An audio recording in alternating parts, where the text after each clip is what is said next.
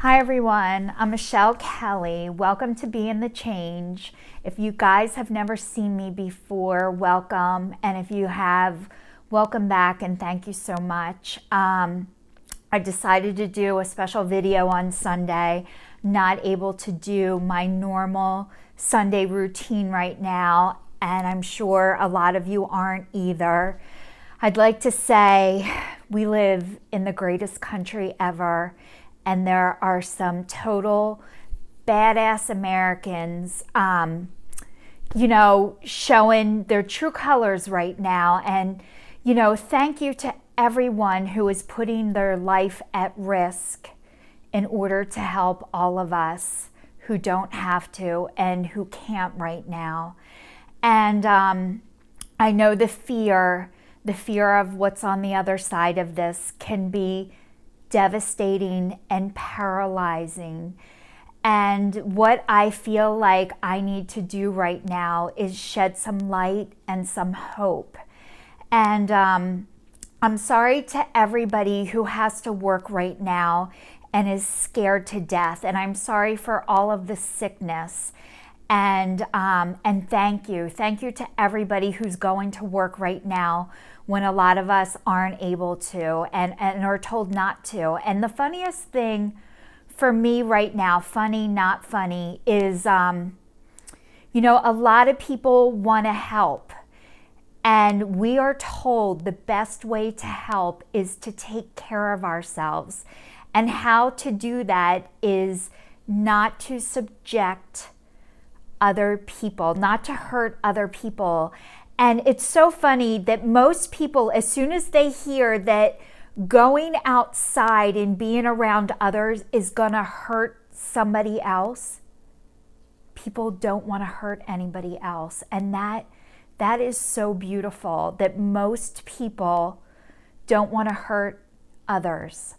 And but we're comfortable hurting ourselves, which is so screwed up and so backwards. And learning how to help other people is by helping yourself. And that was something that has taken me a long time to realize. If something is not good for me, it is not good for others. And we're learning that, and we're learning it as a country. And what have I got to lose right now? My ego. My ego is what I have to lose.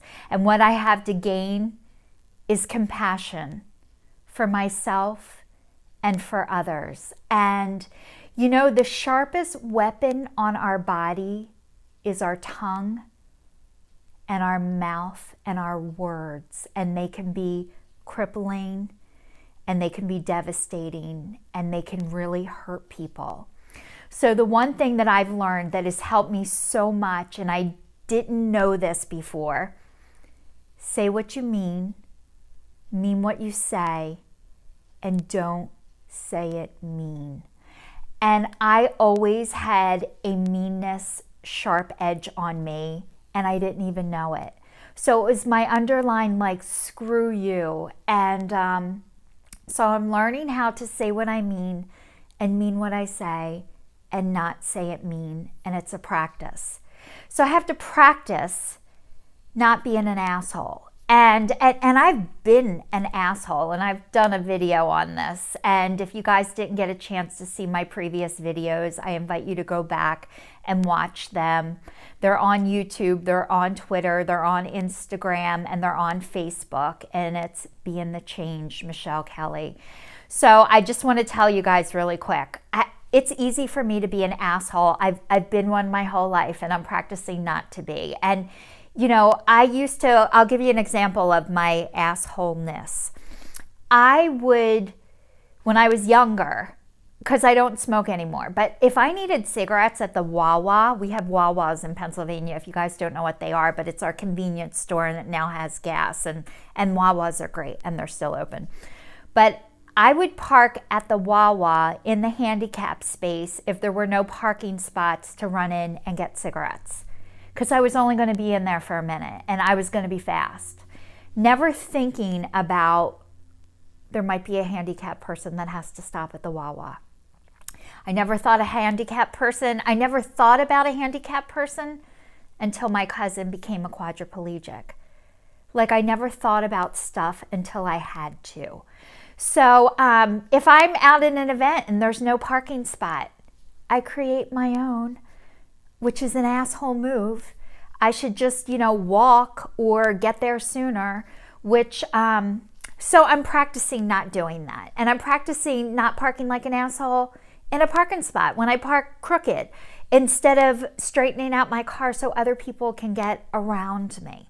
So I really have to practice not being an asshole, and I'm not even joking right now. It just comes natural to me. So I'm practicing it not coming. I have to unpractice that.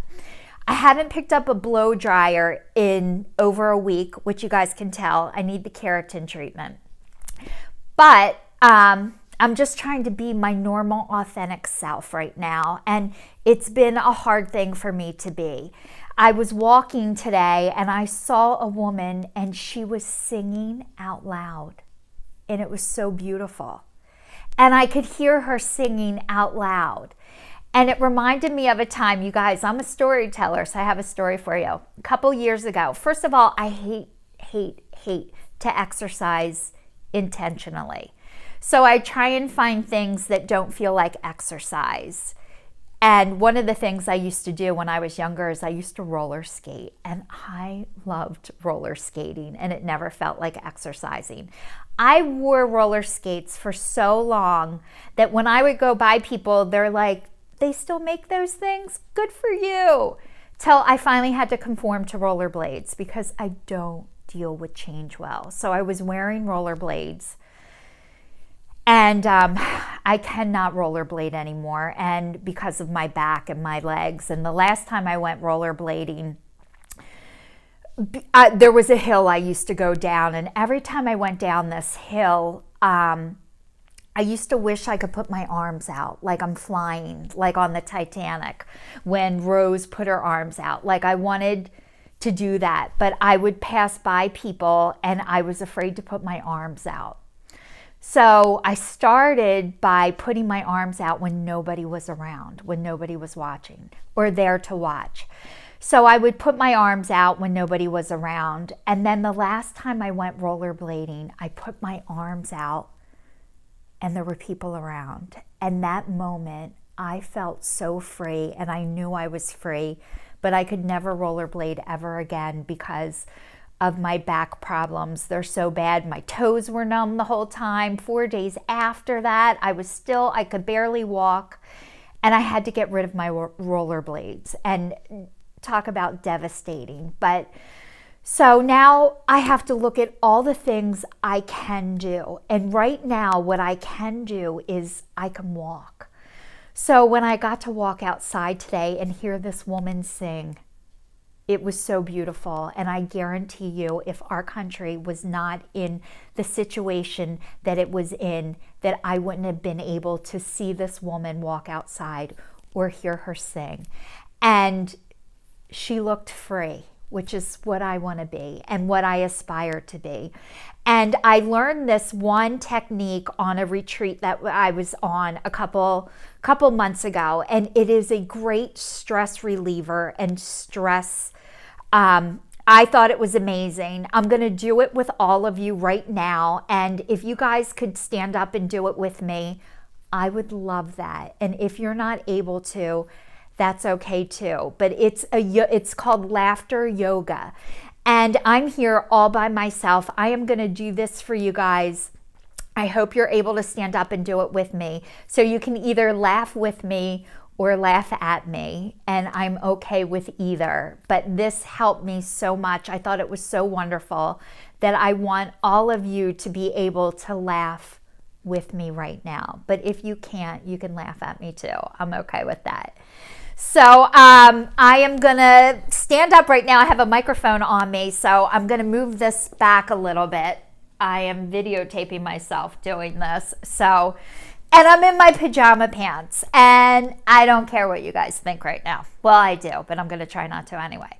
So I'm going to lift my arms, and as I lift my arms, I'm going to inhale up, and on the exhale, I'm going to laugh going down, and I'm going to do it 3 times in a row.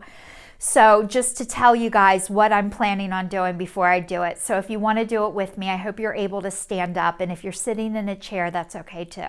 But I'm going to lift my arms up and inhale at the same time. And on the way down, I'm going to laugh. And I'm going to inhale again, and I'm going to lift my arms up above my head. And on the way down, I'm going to laugh more.